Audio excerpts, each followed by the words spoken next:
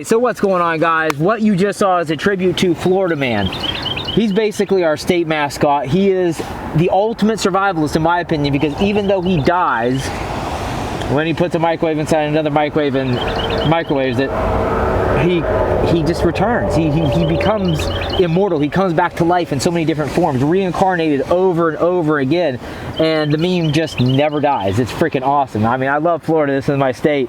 It's beautiful out here, but man, we get some crazy people. I don't know how it happens, but yeah, we're on par with Russia in that aspect 100%. I think we got Russia beat with memes. But anyways, back to the topic of the video.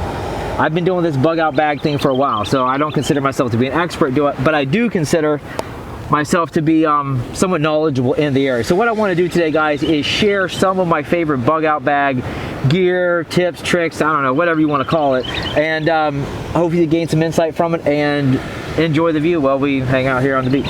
So let's go ahead and jump into it, starting with number one, caffeine pills. Okay, so yeah, caffeine pills are kind of an important thing in a bug out situation, a survival situation, and here's why. Remember back in World War II, and then I think even up to Vietnam, they issued soldiers methamphetamine to keep them awake, to keep them going through stressful situations. Now, I'm not advocating smoking meth, bad side effects, like terrible side effects. I would not suggest that at all, but what I do suggest is getting yourself some caffeine pills and trying them out first, because your heart might spontaneously explode, so you need to know the side effects.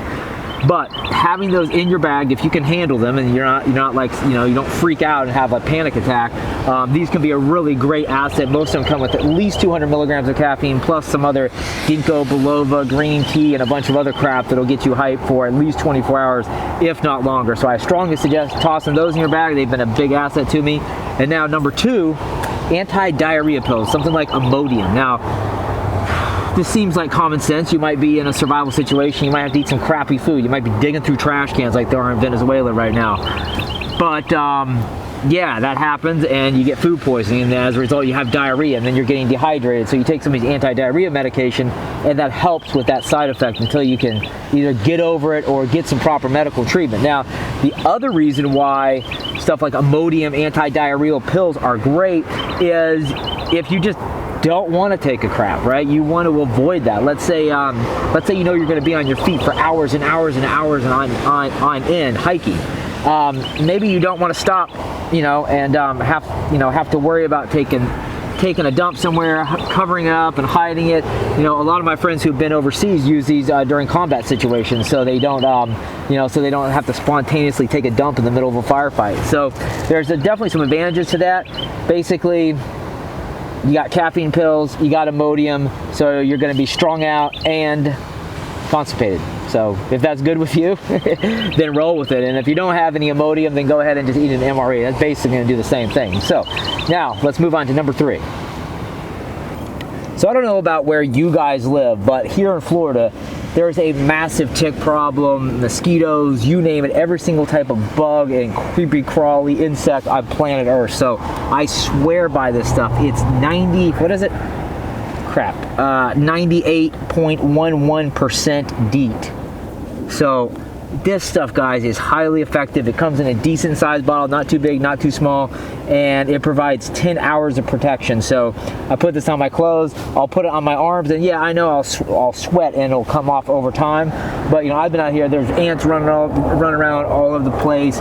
Looks like there's some freaking sand fleas or something that try to bite me, and they just can't get through. So this stuff is great. Just don't go to the store and buy any old bug spray. Get the stuff that is 98.11% DEET. Can't go wrong, guys. So get that. Now let's move on to number four. Number four, guys, Twisty Ties. I love these flexible twist ties by Night Eyes. There's a million uses for these. I mean, everything from, like, I can attach a flashlight. I can hang this right here like this, attach a flashlight, and then just basically have this hanging here kind of like a night light. So that's one option for a twist tie. Another option is just attaching stuff from your pack and hanging it off the side. There's a million different uses for twist ties. Even as a replacement for paracord, I could have literally taken these twist ties, instead of using paracord to attach to the post, I could use these. So these are great. Check them out. Night Eyes flexible twist ties, and can't go wrong with these. They usually come in a pack. of various sizes, and I mean, like every time I have a couple extra bucks, I pick some up. You should probably be able to find them at your local Wally World, or you know, like Dick's Sporting Goods, if you would even like dream of shopping there anymore. N95 mask, guys. Toss that in your bag. You're not going to regret it. It's small, lightweight, cheap. I think you can get packs to like 3 or 5 on Amazon. I'll post some links down there in the description. But these are just amazing as a real, you know, El Cheapo respirator. It's going to filter out all the bad particles in the air that you would typically encounter, let's say after like a bomb drops, World Trade Center falls. I know those guys would have loved to have some of these masks. Everybody on the ground running from that. I can only imagine. That's probably why a lot of people got sick. If they had these masks, they probably would have been a lot better off. But those masks are great. Like I said, they're cheap. They weigh nothing. They take up no space. So toss them in your bag. You can't go wrong. And if you need something a little more advanced than that, you can upgrade to a bad boy like this, which filters out everything, including tear gas and riot control agents.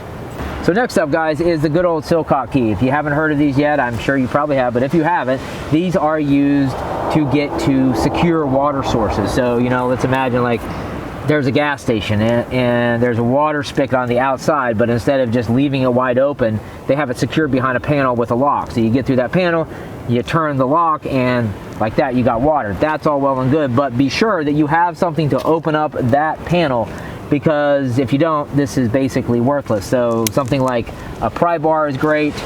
Something maybe you have you know, like something like this right here. You know, maybe you have something like this little flathead screwdriver that you could use.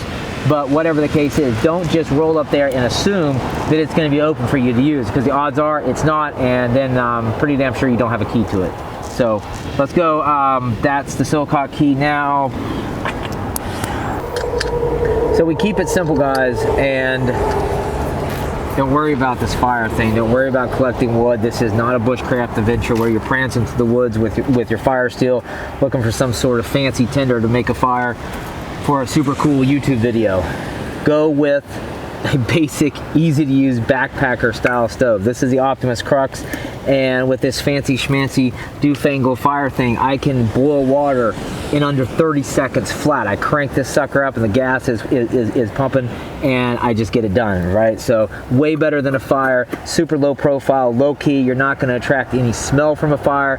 There's not any light from this, nothing at all. So it's just, it's a must-have for my bug out bag. I don't think I ever go with a different cook set. I started out, you know, with you know, little German pocket stoves by Espit, and just kind of played around with it until I realized, in a survival situation, I don't want to mess around with anything. I want everything to be stupid, simple, and easy to do, and it doesn't get any simpler than the Optimus Crux backpacker stove. So let's talk a little bit about security, especially for your campsite, right? I don't know, maybe you're scared of the dark. You think maybe, like, you know, the sound of a branch cracking in the woods is Bigfoot creeping up on you to tear you apart from limb to limb. Or maybe you just need some perimeter security just because of just whatever threats. Maybe you don't want a bunch of possums running through your campsite in the middle of the night and trying to eat your food. Either way, one of these tripwire alarms is going to serve you well. They're not super expensive. They work very good, and they enable you to sleep easy at night. I mean, listen to it. It's loud as hell. Let me see. Ooh, yeah, it's loud. So tripwire alarm, perfect. And then if you happen to hear banjos, this also serves as a rape whistle, hopefully giving you enough time to get away from those psychos and not be forced to squeal like a pig. That would suck. Okay, so yeah, tripwire alarm, rape whistle, get it. Okay, so shockingly enough, the #1 use for shoe goo is to repair your shoes. Let's imagine you're like a lone survivor trekking through a post-apocalyptic nightmare landscape. You've been out there for years. There's no more dead people around to steal boots off of, and the only pair that you have are the ones on your feet, and they're falling apart. Luckily for you, you have some shoe goo so you can repair them. But even beyond that, you got holes in your tarp, your poncho, your shelter, shoe goo. You got holes in your clothes, shoe goo. You need to start a fire? Yep, shoe goo again. You notice that little bit right there? It says, hey, I'm flammable. Spread a little bit of this on some tinder and let me know what happens, all right? So shoe goo, multi-purpose. I've only named off a few. I know there's more survival uses for shoe goo, so 5 internet stars to the first person who can hit me up in the comments and add some more items to that list.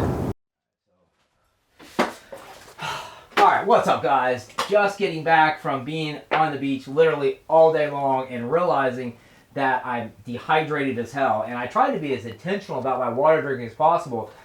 And I made this last all day long, but I'm still dehydrated. So I'm sitting here slamming back some water, and you know, you got to remember guys, when you are dehydrated, it doesn't really feel like it in the moment. And when you need to get rehydrated, like what I'm doing now, you know, I can sit here and I can guzzle 2 or 3 of these, just slam them back, but it doesn't mean I'm going to be rehydrated like that. It takes a minute to lose the fluids, and then it takes time to really get them back and become fully hydrated. But a couple things I want to touch on real quick before we wrap up the video. First of all, rain cover. This is a great addition to your 72-hour bag, your 24-hour bag. I don't care, right? Because, you know, I got this nice Vertex Gamut pack here. It's a great bag for the urban environment, but not so good in the wilderness setting. So I can rectify that no problem just by putting my rain cover on. Of course, the rain cover also, you know, keeps your bag dry. Hello?